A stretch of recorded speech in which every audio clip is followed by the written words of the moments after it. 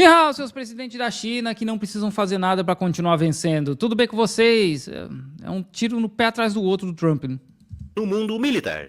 Neste vídeo falaremos sobre como as tarifas recentemente impostas por Donald Trump podem beneficiar a China, tanto no cenário econômico como no contexto geopolítico do Indo-Pacífico. Na última sexta-feira, a Casa Branca divulgou uma nota exaltando as recentes medidas econômicas adotadas pela administração Trump, com destaque para a ofensiva tarifária ampla e agressiva contra uma série de países parceiros comerciais.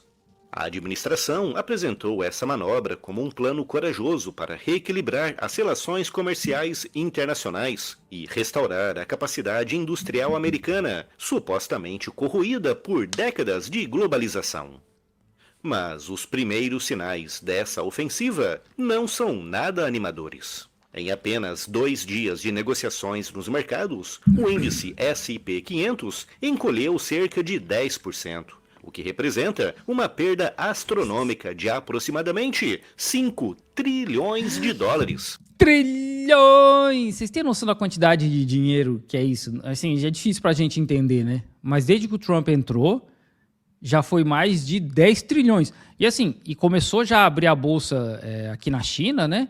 Cara, tá tudo derretendo, irmão. Tá tudo derretendo. Cadê? O equivalente a toda a riqueza gerada pelo Brasil em mais de 2 anos. Enquanto o mercado americano balança, o restante do mundo começa a se reposicionar, e em geral, de maneiras pouco favoráveis. Assim, ó, desculpa aí, Marcelo, peraí que nós temos um breaking news aqui. Breaking news do Donald Trump. O Trump acabou de postar no Twitter sobre as tarifas. Peraí. Ih, pronto. Deixa eu tirar aqui. Vamos lá, nós temos um déficit massivo com a China, a União Europeia e muitos outros países. E a única forma que esse problema pode ser curado é com tarifas que agora vão trazer dezenas de bilhões de dólares para os Estados Unidos. Essas tarifas já estão ativas. And a beautiful thing to behold. Mano, assim... Como é que traduz isso aqui, né? A beautiful thing to behold. É uma coisa bonita que é de se ver, sabe? Não sei lá. O superávit que... esses países tiveram um superávit muito grande durante a presidência do Sleepy Joe. Sleepy Joe. Nós vamos reverter isso, e reverter isso muito rápido. Algumas pessoas vão entender que tarifas para os Estados Unidos da América são uma coisa bonita. Esse é o presidente dos Estados Unidos, cara. E assim, o próprio Marcelo ali no hatch dele estava falando, né, que os Estados Unidos perderam trilhões com T. E aí o Trump chega e fala, olha, estamos trazendo dezenas de bilhões. Então, assim... dezenas de bilhões, a escala, sabe? Trilhões. Eu só imagino o desespero dos caras nos Estados Unidos, que são uns empresários grandes, assim, mano, o que a gente vai fazer agora, sabe? E tá aí o presidente dos Estados Unidos, né, cagando na cabeça, falando, olha, tarifas são uma coisa muito bonita, enquanto as pessoas estão ficando cada vez mais pobres nos Estados Unidos.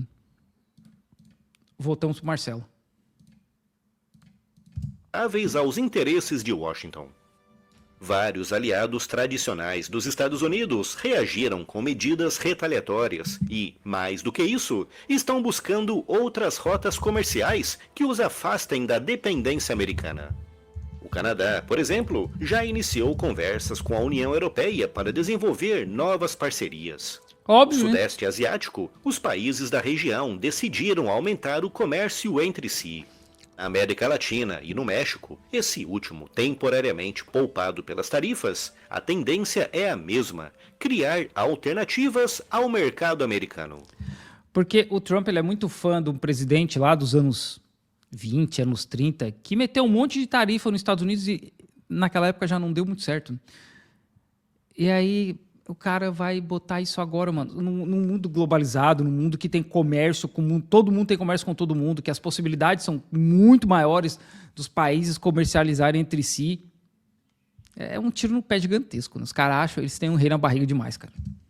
Mas o movimento mais surpreendente veio do outro lado do Pacífico. Japão e Coreia do Sul, dois dos aliados mais China, tradicionais e antigos dos Estados Unidos na Ásia, estão enfrentando tarifas pesadas, com 24% para o Japão e 25% para a Coreia do Sul. Isso os levou a dialogar com a China, buscando uma resposta coordenada às ações de Trump.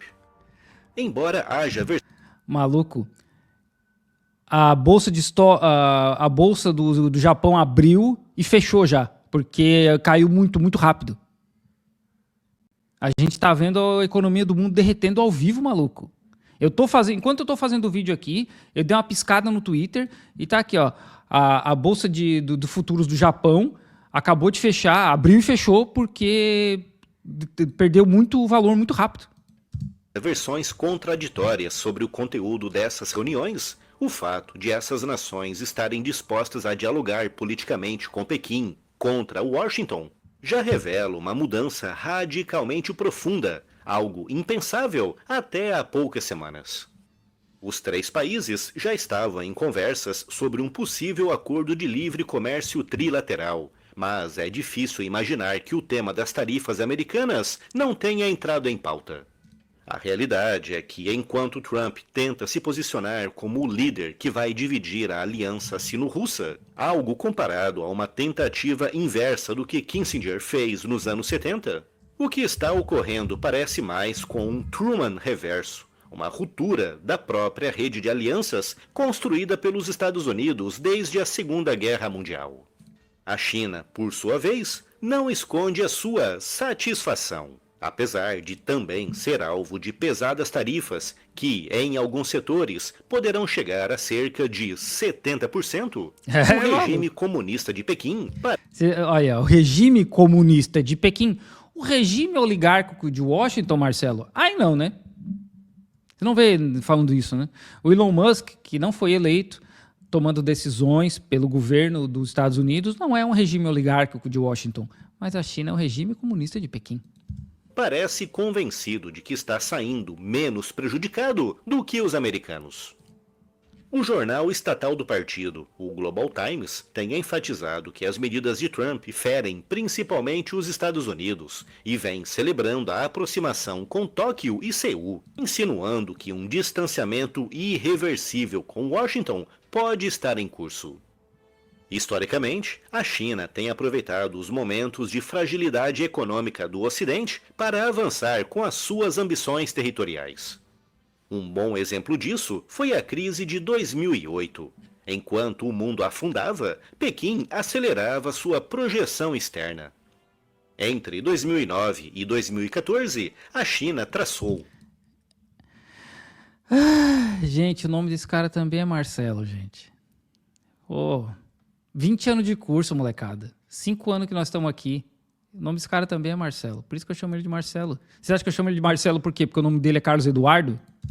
E executou uma série de iniciativas expansionistas, reivindicando quase todo o mar do sul da China, ocupando o atol de Scarborough, construindo ilhas artificiais com infraestrutura militar nos Spratly e declarando uma zona de identificação aérea que abrange as disputadas Ilhas Senkaku, que pertencem ao Japão. Também foi nesse período que impôs, sem cerimônia, a sua autoridade sobre Hong Kong, ignorando o princípio de um país, dois sistemas. Reprimindo com extrema brutalidade os protestos locais, resultando na prisão de milhares de pessoas, com muitas desaparecidas até hoje. Essa informação aí o Marcelo tá tirando do bolso dele, cara. Todo mundo preso em Hong Kong está preso na prisão em Hong Kong. Não tem isso de as pessoas estão desaparecidas. As pessoas estão presas em Hong Kong. Tá? Durante esses protestos, e assim, eu estava lá, eu morava em Hong Kong nessa época, e aí eu estava lá belo e formoso andando pelo centro de Hong Kong, e aí eu vi um monte de gente no centro, cara. O centro parado, eu vou lá ver o que tá pegando aqui, né? Aí tomei gás lacrimogêneo na cara só pra deixar de ser esperto. Só pra deixar de ser burro, na verdade. E assim, esses protestos se arrastaram, né? Sabe quem que tava organizando os protestos? Tinha gente da CIA no chão de Hong Kong. E assim, eu não tô tirando essa informação do ar, né? Tinha um cara que era professor em Hong Kong. E aí os chineses começaram a ver que esse cara, que era um homem branco, alto, assim, um cabelo meio moicano e tal, organizando protesto na rua. Aí a galera achou estranho, né? Um branco organizando protesto. Foram puxar a capivara do cara na internet. Tava lá o cara no site num dos sites, assim, da CIA. Não a CIA, né? CIA.com. Mas um dos sites que é, tipo, da agência que trabalha pra CIA. Aí puxaram a capivara, postaram um vídeo no YouTube, postaram no Twitter. 2 dias depois o cara fugiu de Hong Kong. E aí sabe quem que tava lá ajudando também? Tava lá dando apoio pros protestos de Hong Kong? Vários caras do batalhão Azov da Ucrânia. Sim, tá? Só pra vocês terem ideia. Essa galera aí de Hong Kong que tava lutando pela liberdade, eles mataram uma pessoa que era pró-Pequim, eles espancaram, que eu me lembro, assim, 2 idosos que eram pró-Pequim, eles empurraram eles bateram em policial, que tava ali, né, pra bater neles também. Então, assim, não é como se essas pessoas estivessem lá só com batom pra pichar a estátua, tá, gente? Então, o bagulho em Hong Kong foi muito, muito pior do que o Marcelo tá falando. A China acabou com um país, 2 sistemas. Não, não acabou. Tanto é que para Hong Kong a gente não precisa de visto, para a China a gente precisa. Então, isso aí que o Marcelo tá falando é só repetir propaganda dos Estados Unidos, né? E tudo isso só ocorreu sob a percepção de que eu tava lá, eu ganhei uma máscara igualzinha, porque eu não consigo achar a foto agora, tá? Eu consegui uma máscara igualzinha e um óculos igualzinho. Sabe por quê? Olha só como é que funcionava. Os Estados Unidos eles mandaram 30 milhões de dólares para esses protestos, mas é só pelo apoio à democracia de Hong Kong, gente, tá? Vamos ser bem assim, vamos pensar que os Estados Unidos é um país bonzinho, é só pela democracia. Os caras eram muito organizados. Isso eu tenho que dar o braço a torcer. Os caras eram muito organizados. Mas vocês veem que assim, essa máscara da 3M é cara. Esse óculos é caro. Vocês estão vendo a quantidade de capacete amarelo? Tudo isso é caro. Tudo isso foi comprado com dinheiro dos Estados Unidos. Eles tinham estações recuadas, tá? Várias estações recuadas para atender quem tomasse bala de borracha, quem tomasse gás lacrimogêneo. Por exemplo, eu tomei gás lacrimogêneo. Porque, de novo, eu fui lá na frente ver o que estava pegando e 2 minutos depois o pau comeu, tá? Foi mais ou menos isso. Aí eu recuei, porque, né, eu tava chorando que não... Como é que o Malafaia falou? Chorando que não é uma mucama? Sei lá, ele falou lá que o Bolsonaro tava chorando. Eu voltei lá com chorando pra caramba. Os caras vieram, lavaram o meu olho com alguma parada pra limpar aquilo ali. Me deram um colírio. Me deram uma máscara dessa da 3M. Me deram um óculos. Que eles tinham várias estações, assim, de primeiros socorros. Assim, né? Quem pagou por isso tudo? Os Estados Unidos! Que o Ocidente estava fragilizado demais para reagir de forma eficaz. Curiosamente, foi o próprio Trump, em seu primeiro mandato, quem fortaleceu a presença americana na região do Indo-Pacífico. Foi ele que fomentou a aliança conhecida como Quad. Olha o Shinzo Abe, que foi de Olavo de Carvalho.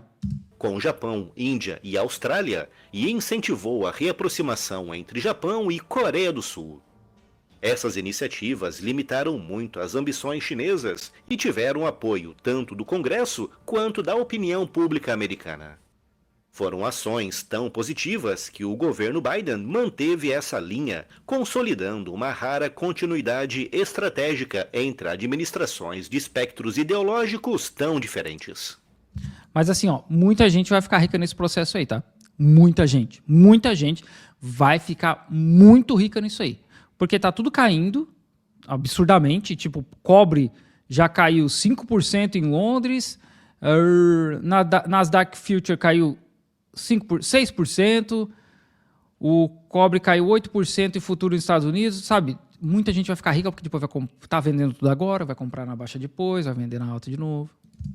No entanto, a nova rodada de tarifas parece colocar tudo isso em risco. Xi Jinping nunca foi um entusiasta do modelo ocidental de livre comércio. Assim como Trump, ele vê na força industrial. Xi Jinping nunca foi um entusiasta do modelo ocidental de livre comércio. Não acredito que isso aí tá no roteiro, né, cara? Não acredito, né?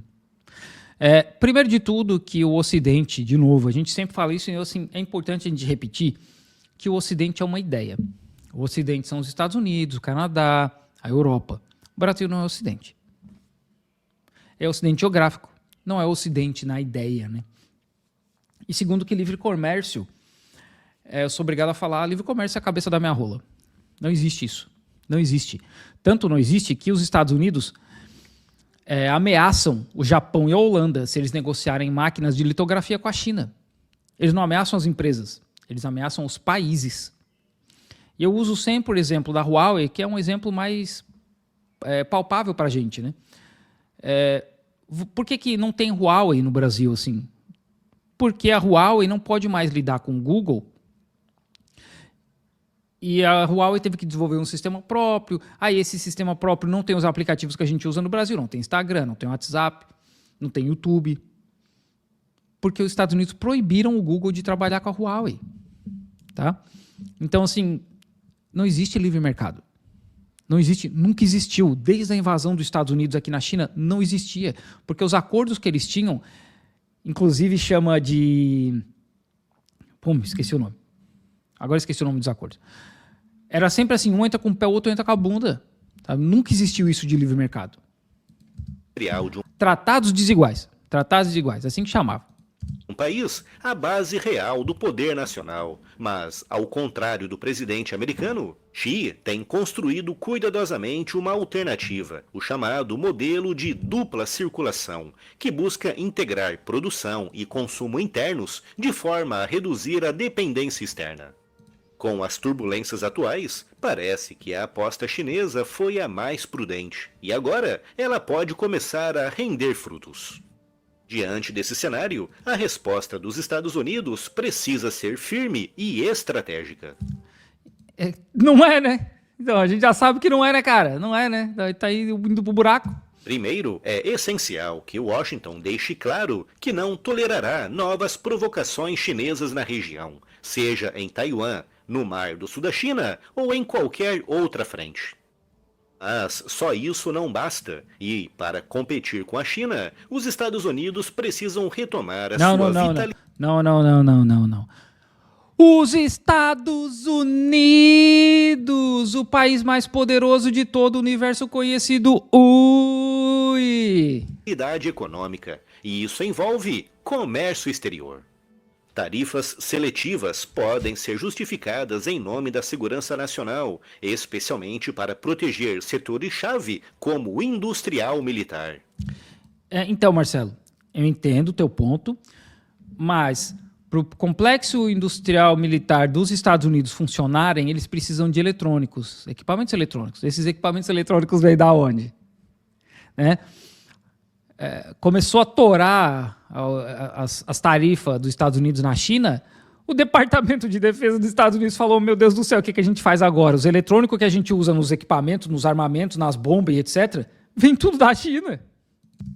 No entanto, tarifas generalizadas e baseadas apenas na balança comercial deficitária são contraproducentes e só servem para afastar antigos aliados, que é aquilo que estamos vendo exatamente agora no Pacífico. Até o Marcelo vê que essas tarifas estão erradas, cara. Até o Marcelo entende que tá errado isso aí e o Trump lá... Porra, mano. A verdade dura é que quanto mais fracos estiverem os Estados Unidos, mais espaço terá a China. E, do jeito que foram concebidas, as tarifas de Trump estão justamente abrindo caminho.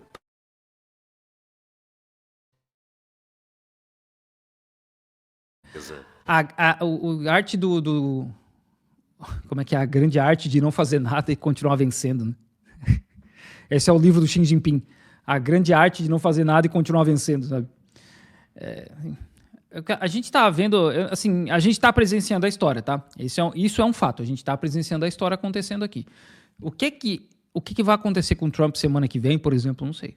É difícil, porque a economia dos Estados Unidos, cara, tá tá indo num rumo que não dá para entender, porque não era uma situação de recessão, não é assim, o mundo está saindo de uma guerra. Não. Eles estão acelerando a derrocada dos Estados Unidos para vir alguma coisa diferente depois disso, mas, cara, é muito um tiro no escuro.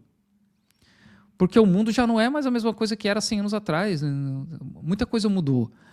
É como o próprio Marcelo fala no vídeo dele. Beleza, os Estados Unidos está fazendo essas pataquadas toda, não tem problema. O resto do mundo vai continuar negociando entre si e é isso aí, cara. Eu não sei, cara. Difícil saber o que vai acontecer com essas paradas aí. Eu quero só ver como é que vai sair. Agora são 8 horas da manhã aqui na China. A hora de começar a abrir a bolsa chinesa de Hong Kong aqui para ver o tamanho do buraco.